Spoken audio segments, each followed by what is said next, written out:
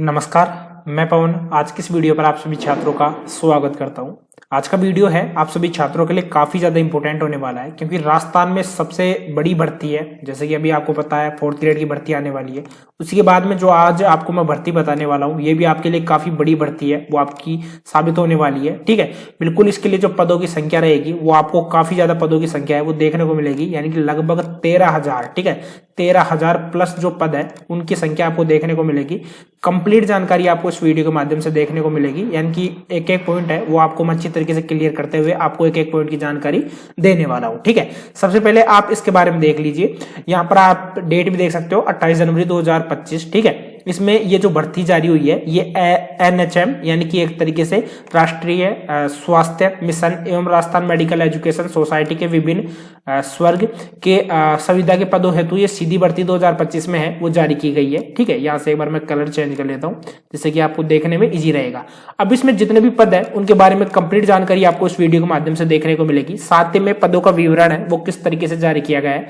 यहाँ पर जो जिस स्टूडेंट को थोड़ा बहुत कंप्यूटर चलाना आता है वो भी स्टूडेंट यहाँ पर अप्लाई कर पाएगा। CHO के पद है वो भी आपको यहाँ पर देखने को मिलेगा। ठीक है, सभी पदों की जानकारी है वो कंप्लीट आपको इस वीडियो के माध्यम से देखने को मिलेगी। ठीक है, इसमें इंक्लूड है जैसे आपकी CHO भर्ती है। ठीक है, जिसमें कि आपके टोटल 2634 पद रहने वाले हैं।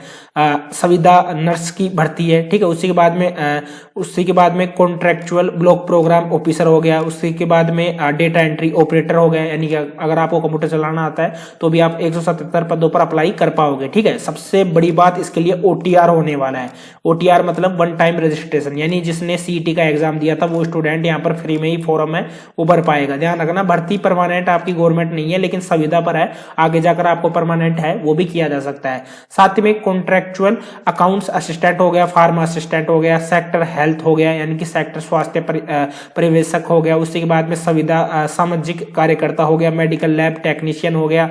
उसी के बाद में कंपाउंडर आयुर्वेद हो गया। ठीक है, उसी के बाद में यहाँ पर आप देख सकते हो टोटल 22 भर्तियां तो ये है, मतलब कि जो अलग अलग डिपार्टमेंट में है, जिसमें आपका हेल्थ केयर हो गया। ठीक है, हेल्थ केयर नर्स हो गई। उसी के बाद में रिहेबिलिटेशन कार्यकर्ता हो गया। उसी के बाद में नर्सिंग प्रशिक्षक हो गया। उसी के बाद में ऑडियोलॉजिस्ट हो गया। उसी के बाद में साइक्रेटिक केयर नर्स हो गई। उसी के बाद में फिजियोथेरेपिस्ट सहायक हो गया। ठीक है, तो 22 तो ये है जो कि आपकी 8,256 पद तो आपके टोटल ये रहने वाले हैं। उसी के बाद में यहाँ पर नेक्स्ट देख सकते हो कि राजस्थान मेडिकल एजुकेशन सोसाइटी के जो स्वर्ग के संविदा पद है उनमें यहाँ पर इंक्लूड किया गया है। एक तो ग्रेड 2 को किया गया है। उसी के बाद में लैब टेक्नीशियन को इंक्लूड किया गया है। मेडिकल सामाजिक कार्यकर्ता को इंक्लूड किया गया है, जिसमें कि आपके टोटल 60 पद है वो रहने वाले हैं। यहाँ पर जो TSP है, ठीक है, और साथ में नॉन TSP गैर अनुसूचित क्षेत्र है, उनके पदों का विवरण है वो भी दे रखा है। ठीक है, 5,142 पद ये है और साथ ही में 8,256 पद ये है। 13,400 कुछ पद आपके टोटल रहने वाले हैं। अब बिल्कुल क्लियर करूंगा इसके लिए फॉर्म है। फॉर्म आपको कहां से भरना है? ठीक है, फॉर्म आपको कहां से भरना है, क्या फॉर्म फीस है वो आपकी रहने वाली है। ठीक है, उसी के बाद में इसके लिए जो एलिजिबिलिटी है, जितने भी आपको मैंने पद बताए हैं उनके लिए योग्यता है, योग्यता आपकी क्या होनी चाहिए तो ये आप इसके लिए अप्लाई कर पाओगे। ठीक है, कंप्लीट जानकारी आपको मिलेगी। वीडियो पर अगर फर्स्ट बार आए हो चैनल को सब्सक्राइब कर लेना और इस वीडियो को अपने दोस्तों के साथ में ज्यादा से ज्यादा शेयर भी आपको कर देना है। ठीक है, तो चलिए एक बार अब मैं आपको बताता हूं कि आपको फॉर्म है वो कहां से भरना है। बिल्कुल यहाँ पर OTR सिस्टम है वो किया जाएगा। जैसे देख सकते हो वन टाइम रजिस्ट्रेशन है वो आपका किया जाएगा, यानी कि आपने अगर ऑलरेडी OTR कर रखा है तो फॉर्म इजीली भर पाओगे। साथ ही में फॉर्म भरने के लिए आपको RSSB यानी कि राजस्थान कर्मचारी चयन बोर्ड की जो ऑफिशियल वेबसाइट है rssb.rajasthan.gov.in पर जाकर आपको फॉर्म है वो भरना पड़ेगा। वहां पर रिक्वायरमेंट एडवर्टाइजमेंट का आपको पोर्टल मिल जाएगा, वहां पर अप्लाई लिंक पर क्लिक करके आपको फॉर्म है वो इजीली भरना पड़ेगा। साथ ही में जो आपकी UR अनरिजर्व्ड कैटेगरी है, साथ में रिजर्व कैटेगरी है, जिसमें कि आपका EWS OBC NC है, MBC SC मतलब कि NC है, SC हो गया, ST हो गया, SAH कैटेगरी है, ये सब कुछ इसमें इंक्लूड है वो रहने वाली है। ठीक है, अब उसी के बाद में जो सबसे इंपॉर्टेंट रहेगा ट्रांजैक्शन वगैरह आपको खुद को करना है वो आपको जब फॉर्म भरेगा तो मैं आपको बता दूंगा। ठीक है, अब इसके बाद में जो आपका फॉर्म फीस है, फॉर्म फीस आपका कितना लगेगा वो आपको मैं क्लियर कर देता हूं। अभी देखो वैसे तो इसमें जो पैसा है वो इतना दिखा रखा है, लेकिन जब आपका ओटीआर होगा यानी वन टाइम रजिस्ट्रेशन आपका ऑलरेडी हो चुका है, आपने सीईटी एग्जाम वगैरह दिया था या एक तरीके से आपने अभी हाल ही में आपने जेल प्रहरी का जो फॉर्म है वो आपने भरा होगा, तो ये सब कुछ आपका ओटीआर से चल रहा है, तो ओटीआर में आपका एक भी पैसा है वो नहीं लगता है। ठीक है, अगर आपने ओटीआर नहीं किया है तो आपका 600 रुपये तो लगता है, आप अगर जनरल से हो तो 600 रुपये लगता है, बाकी आप ईडब्ल्यूएस वगैरह से बिलोंग करते हो, साथ में SC ST से बिलोंग करते हो तो 400 रुपये आपके लगते हैं, दिव्यांगजन हो तो 400 रुपये आपके लगते हैं, ओटीआर आप इजीली कर पाओगे। अभी यहाँ पर पदों का विवरण है, जैसे कि फर्स्ट में CHO के लिए देख सकते हो, यहाँ पर पदों का विवरण है अच्छी तरीके से दे रखा है, ये PDF आपको मैं टेलीग्राम पर डाल दूंगा तो वहां पर जाकर देख लेना। ठीक है, सभी को लेकर यहाँ पर पदों का विवरण है वो दे रखा है। ठीक है, तो यहाँ से पद तो आपको खुद को ही देख लेना है, बाकी जो चीजें हैं वो आपको मैं इसी वीडियो के माध्यम से, इसी PDF के माध्यम से आपको मैं क्लियर करूंगा। ठीक है, क्योंकि काफी एक तरीके से लेंथी आपको जो ये PDF है वो देखने को मिलेगा, एक बार खुद से ही आपको ये चीजें हैं वो देख लेना है। अब उसी के बाद में जो सबसे ज्यादा इंपॉर्टेंट रहेगा वो आपको मैं क्लियर करूंगा। ठीक है, जैसे कि यहाँ से एक भी पॉइंट यहाँ पर नहीं छूटना चाहिए, क्योंकि सभी पॉइंट आपके लिए इंपॉर्टेंट है वो रहेंगे। साथ ही में अगर आप स्टूडेंट हो और आपने एक तरीके से खेल सर्टिफिकेट ले रखा है, इंटरनेशनल आपके पास में गेम सर्टिफिकेट है या किसी टूर्नामेंट या चैंपियनशिप का आपके पास में सर्टिफिकेट है, तो भी आपको यहाँ पर जो छूट है वो दी जाएगी। साथ ही में अगर आपके पास में schools game federation of India द्वारा आयोजित किसी खेलकूद के किसी स्कूल नेशनल गेम्स में व्यक्ति या टीम स्पर्धा में मेडल जीता है तो भी आपको यहाँ पर फायदा है वो देखने को मिलेगा। ठीक है, ये उत्कृष्ट खिलाड़ियों के संबंध में यहाँ पर प्रावधान है वो रखे गए हैं, जो कि आप खुद से पढ़ सकते हो, बाकी मैंने क्लियर है वो कर दिया है। अब उसी के बाद में कि राष्ट्रीय स्वास्थ्य मिशन स्वर्ग के पद है वो किस तरीके से रहने वाले हैं उनकी जानकारी यहाँ पर दे रखी है। ठीक है, यहाँ पर आप इजीली देख सकते हो, जिसमें कि आपका डेटा एंट्री ऑपरेटर है उसको भी शामिल किया गया है। जैसे ये देख सकते हो यहाँ पर सब कुछ जानकारी दे रखी है। एक तो ये तो आपका रहने वाला है फंक्शनल रिक्वायरमेंट, और ये आपका रहेगा suitable category of benchmark disability. ठीक है, डिसेबिलिटी में आपका जैसे कोई स्टूडेंट डीफ है, डम्फ है, ठीक है, उसके बाद में ब्लाइंड है, तो उन स्टूडेंट्स के लिए इस तरीके से ये सब कुछ आपका रहने वाला है। ठीक है, अब जो नेक्स्ट इंपोर्टेंट है वो आपको मैं क्लियर करता हूं कि इसके लिए एलिजिबिलिटी है वो आपकी क्या होनी चाहिए। अब पैसा कितना मिलेगा, किस पोस्ट के लिए कितना पैसा आपको दिया जाएगा वो आप अच्छी तरीके से देख लेना। यहां पर मंथ की बात की जा रही है, यानी प्रति महीना आपको इतना पैसा है वो दिया जाएगा। फर्स्ट में आपको 18,900 रुपए आपको पर मंथ अगर आप CHO की पोस्ट पर लगते हो, संविदा पर रहने वाली है। मैं दोबारा से क्लियर कर देता हूं, ये परमानेंट भर्ती है वो नहीं है, टेम्परेरी भर्ती है जिसको कभी भी आपको हटाया जा सकता है। अगर आगे जाकर परमानेंट बनती है तो उसमें आपको फायदा है वो मिलेगा। ठीक है, साथ ही में इसमें मैं क्लियर कर दूं, CHO अगर आप बनते हो तो आपको 18,900 रुपए दिए जाएंगे। उसी के बाद में अगर आप नर्स बनती हो तो 18,900 रुपए, उसके के बाद में अगर आप प्रोग्राम ऑफिसर बनते हो तो 16,900 रुपए, उसी के बाद में डेटा एंट्री पर आपको 13,150 रुपए पर मंथ आपको मिलेगा। ठीक है, उसी के बाद में जूनियर प्रोग्राम असिस्टेंट में 10,400 रुपए, उसी के बाद में अकाउंट असिस्टेंट में आपको 16,900 रुपए, फार्मा असिस्टेंट में आपको 16,900 रुपए, 11,200 रुपए आपको मिलेगा हेल्थ सुपरवाइजर में। ठीक है, इस तरीके से आपका पेमेंट है वो रहने वाला है, जो कि यहाँ पर आप स्क्रीन पर इजीली देख पाओगे। ठीक है, इस वीडियो को पॉज करके भी देख सकते हो आप, जो PDF है PDF ओपन करके भी देख सकते हो। यहाँ पर संविदा नर्स ग्रेड सेकंड को यहाँ पर 18,900 रुपए दिया जाएगा, लैब टेक्नीशियन को यहाँ पर 13,150 रुपए दिया जाएगा, जो कि डेटा एंट्री वाले जो स्टूडेंट है उनको मिलेगा उतना ही। यहाँ पर लैब टेक्नीशियन को पेमेंट है वो दिया जाएगा। उसी के बाद में मेडिकल सोशल वर्कर को 16,900 रुपए पर मंथ यहाँ पर पेमेंट है वो दिया जाएगा। साथ ही में नर्सिंग जो ट्यूटर है उसको दिया जाएगा 22,150 रुपए दिया जाएगा पर मंथ, सबसे ज्यादा पैसा यहाँ पर दिया जा रहा है। ठीक है, उसी के साथ में यहाँ पर आप देख सकते हो कि ऑडियोलॉजिस्ट है उसको 18,900 रुपए इस तरीके से यहाँ पर दिया जाएगा, जो कि मैंने क्लियर कर दिया है। उसी के बाद में यहाँ पर जो सबसे ज्यादा इंपॉर्टेंट है वो आपको मैं क्लियर कर देता हूँ, जैसे काफी छात्रों का डाउट रहेगा तो वो डाउट भी यहाँ से आपको क्लियर है वो हो जाएगा। ठीक है, तो यहां से मैं आपको क्लियर कर देता हूं।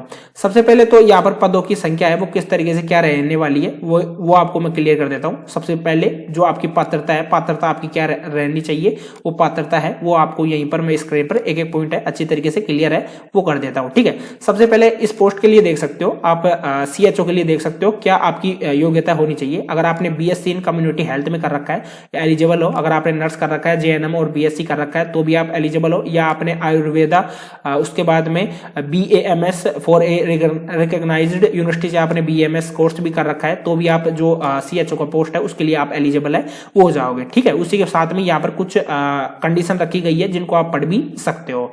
नेक्स्ट जो पोस्ट है उसका मैं क्लियर कर देता हूँ।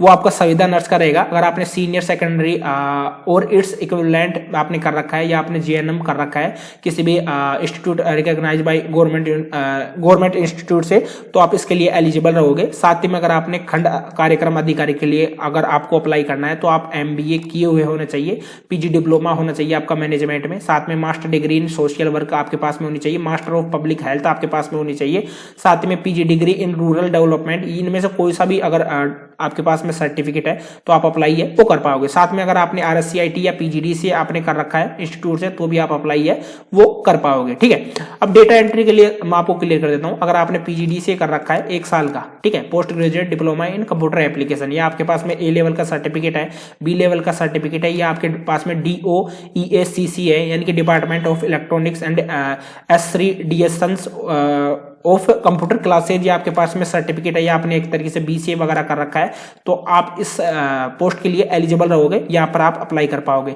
यहाँ पर आपकी टाइपिंग टेस्ट भी रहेगी। ठीक है, टाइपिंग स्पीड आपकी 35 वर्ड पर मिनट आपकी होनी चाहिए, इंग्लिश एंड हिंदी एसेंशियल। ठीक है, यहाँ पर बोला गया है। ठीक है, उसी के बाद में संविदा कार्यक्रम सहायक व कनिष्ठ कार्यक्रम सहायता के लिए यहाँ पर बात की गई है। ग्रेजुएट इन एनी स्ट्रीम, अगर आप ग्रेजुएट हो किसी भी स्ट्रीम में तो आप अप्लाई है वो कर पाओगे। साथ में 1 ईयर का डिप्लोमा आपके पास में होना चाहिए जो कि O या A लेवल का है, तो आप अप्लाई कर पाओगे। साथ में मिनिमम एक्सपीरियंस है 2 ईयर्स का in relevant field obtained from health sector organisation registered NGO। ठीक है, ये सब कुछ यहाँ पर पूछा गया है। साथ में टाइपिंग स्पीड है इसमें आपकी 35 वर्ड है पर मिनट है वो होना चाहिए। ठीक है, उसी के बाद में ये चीजें आप अच्छी तरीके से देख सकते हो। अगर आप फार्मा सहायक के लिए अप्लाई करना चाहते हो तो आपके पास में डिग्री होनी चाहिए। ये चीजें आप खुद से भी देख सकते हो। ठीक है, इसका मैंने ज्यादातर जो चीजें हैं वो आपको क्लियर कर दी है कि कौन कौन सा कोर्स आपके लिए इंपॉर्टेंट रहेगा, उसके लिए मैंने एलिजिबिलिटी क्लियर कर दी है। बाकी आप वीडियो को पॉज करके भी देख सकते हो, कोई प्रॉब्लम आपको नहीं होगी। ठीक है,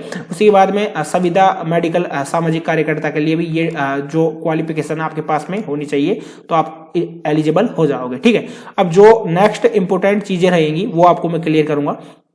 ठीक है, आयु इसमें क्या आपकी काउंट की जाएगी। देखो, इसमें 21 साल से लेकर जो 40 साल तक के जो स्टूडेंट है वो इसके लिए अप्लाई कर पाएंगे। यानी कि अगर आपके पास में इतनी एलिजिबिलिटी है तो आप अप्लाई है वो कर पाओगे। उसी के साथ में जो आपकी एज काउंट की जाएगी, यानी आपकी जो 21 साल है वो काउंट की जाएगी, वो आपकी की जाएगी 21 जनवरी 2026 से। ठीक है, 21 जनवरी 2026 से पहले आपकी जो 21 साल है वो कंप्लीट है वो हो जानी चाहिए। ठीक है, तक आपकी कंप्लीट हो जानी चाहिए। उसी के बाद में यहाँ पर एज क्राइटेरिया कंप्लीट हो चुका है। 5 साल की छूट यहाँ पर महिलाओं को दी जाएगी। साथ में SC ST से अगर आप बिलोंग करते हो तो भी आपको 5 साल की छूट है वो दी जाएगी। अगर आप अनुसूचित SC ST से हो और पिछड़ा और अति पिछड़ा वर्ग से और आर्थिक रूप से कमजोर वर्ग की महिला अभ्यर्थी को जो राजस्थान की स्थायी निवासी है के मामले में आपको 10 वर्ष की छूट दी जाएगी। यानी कि 50 साल तक की भी जो छात्राएं हैं वो आप अप्लाई है, महिलाएं हैं वो अप्लाई कर पाएंगे। ठीक है, ये चीजें मैंने आपको क्लियर कर दी है।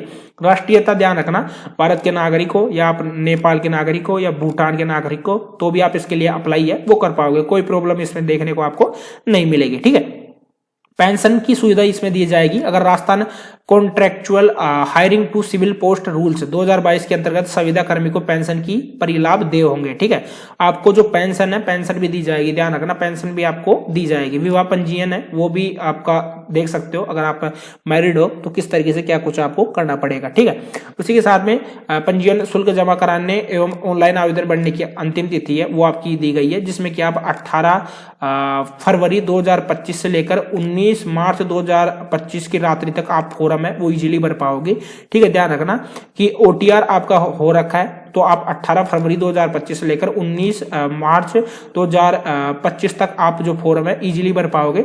परीक्षा का आयोजन है वो किस तरीके से किया जाएगा। देखो, बोर्ड द्वारा एक तो CBT यानी कंप्यूटर बेस्ड आपका एग्जाम होने वाला है, उसी के बाद में TBT टैबलेट बेस्ड आपका एग्जाम होने वाला है, और ऑफलाइन OMR आधारित परीक्षा आयोजित करवाई जानी सुनिश्चित है। अब किस पोस्ट के लिए कौन सी परीक्षा आयोजित करवाई जाएगी, जैसे कि मैं आपको बता दूं, डेटा एंट्री के लिए कौन सी करवाई जाएगी, उसके लिए CBT करवाई जा सकती है, कंप्यूटर बेस्ड एक तरीके से एग्जाम करवाया जा सकता है। OMR किसके लिए किया करवाया जाएगा ये आपको पता लग जाएगा। उसी के साथ में यहाँ पर बोला गया कि बोर्ड द्वारा संविदा के विभिन्न स्वर्गों के लिए उक्त पदों पर भर्ती परीक्षा संभावित दिनांक, आपकी जो परीक्षा है वो कब होगी जुलाई है, ठीक है। 2 जुलाई 2025 से आपकी परीक्षा स्टार्ट होगी। उसके बाद में 13 जुलाई 2025 तक आपकी जो परीक्षा है वो चलेगी। ध्यान रखना, 2 जुलाई को आपकी परीक्षा स्टार्ट हो जाएगी और 13 जुलाई तक आपकी परीक्षा चलेगी। आपके फॉर्म 18 फरवरी 2025 से भरवाए जाएंगे। 19 मार्च 2025 तक आपके फॉर्म है वो चलेंगे। प्रवेश पत्र का यहाँ पर क्लियर कर रखा है कि बोर्ड द्वारा समस्त अभ्यर्थियों को बोर्ड की वेबसाइट के माध्यम से ही ऑनलाइन प्रवेश पत्र है वो आपके जारी किए जाएंगे, जो कि एग्जाम से आप, यानी कि जैसे आपका एग्जाम रहेगा 2 तारीख से, तो आप 1 तारीख से जून में ही अपने प्रवेश पत्र है वो डाउनलोड कर पाओगे। उसी के साथ में नियुक्ति की अयोग्यताएं हैं वो यहाँ पर दी गई है, जो कि यहाँ पर आप इजीली देख भी सकते हो। जैसे कोई भी विवाहित आवेदक सेवा में नियुक्ति करने के लिए पात्र नहीं होगा, ठीक है। विवाहित आवेदक सेवा में नियुक्ति करने हेतु पात्र नहीं होगा। यदि उसने अपने विवाह के समय कोई दहेज स्वीकार किया हो तो वो आवेदन नहीं कर पाएगा, ठीक है। किसी भी ऐसे पुरुष आवेदन को जिसकी 1 से अधिक जीवित पत्नी हो चयनित किए जाने पर नियुक्ति पात्र नहीं माना जाएगा। अगर आपकी 1 से 2 पत्नियां हैं तो आप एलिजिबल नहीं रहोगे। किसी भी ऐसी महिला आवेदक को जिसके उस पुरुष से विवाह किया है और जिसके पहले जीवित पत्नी है नियुक्ति के लिए, वो भी आपका आवेदन नहीं किया जाएगा, ठीक है। ये कुछ दी गई है जो कि आप खुद से भी पढ़ सकते हो, ठीक है। आवेदन किस तरीके से करना है वो आपको मैं बता दूंगा, ये आप स्क्रीन पर देख भी सकते हो। इस तरीके से आपको जो आवेदन है वो करना है। साथ ही में डॉक्यूमेंट्स आप ध्यान रखना इस ऑफिशियल वेबसाइट से करना है। फोटोग्राफ, हस्ताक्षर, ये सब कुछ आपको अपलोड करना है, ठीक है। 1 माह से पुराना आपका फोटो है वो नहीं होना चाहिए। साथ में फोटो की बैकग्राउंड आपके हल्के रंग की होनी चाहिए, यानी कि सफेद रंग का होना चाहिए। 50% उसकी एलिजिबिलिटी वगैरह जो भी है वो रहनी चाहिए। साथ में फोटो जेपीजे फॉर्मेट में होना चाहिए। फाइल का आकार 50 KB हो गया, ठीक है। ये चीजें ध्यान रखना। हस्ताक्षर को लेकर भी क्लियर कर रखा है, ठीक है। सब कुछ यहाँ पर क्लियर कर रखा है, क्या क्या आपको अपलोड है वो करना है। ऑनलाइन आवेदन में संशोधन की प्रक्रिया है उसका भी टाइम यहाँ पर दे रखा है, जो कि यहाँ पर स्क्रीन पर देख सकते हो, ठीक है। सब कुछ क्लियर है। यहाँ पर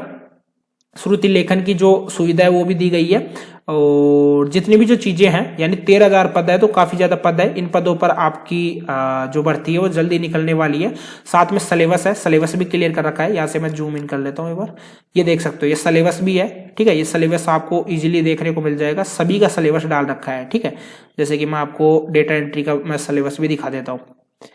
यहाँ से पता लग जाएगा आपको जितना भी जो सिलेबस है वो सब कुछ इस PDF में मिल जाएगा। PDF में डाल रखा है, टेलीग्राम पर जाकर देख लेना एक बार, ठीक है। जैसे कि यहाँ पर आप देख सकते हो, यहीं से मैं आपको क्लियर कर रहा हूँ जितनी भी जो चीजें हैं। नट्स हो गया, उसी के बाद में नेक्स्ट जो है, 1 मिनट रुकिए, यहाँ से देखता हूँ। Knowledge of computer, okay.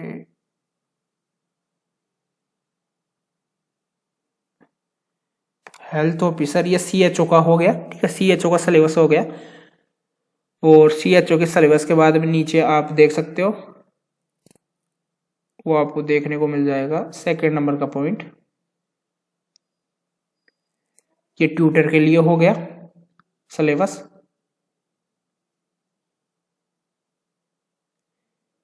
ये नर्स के लिए हो गया,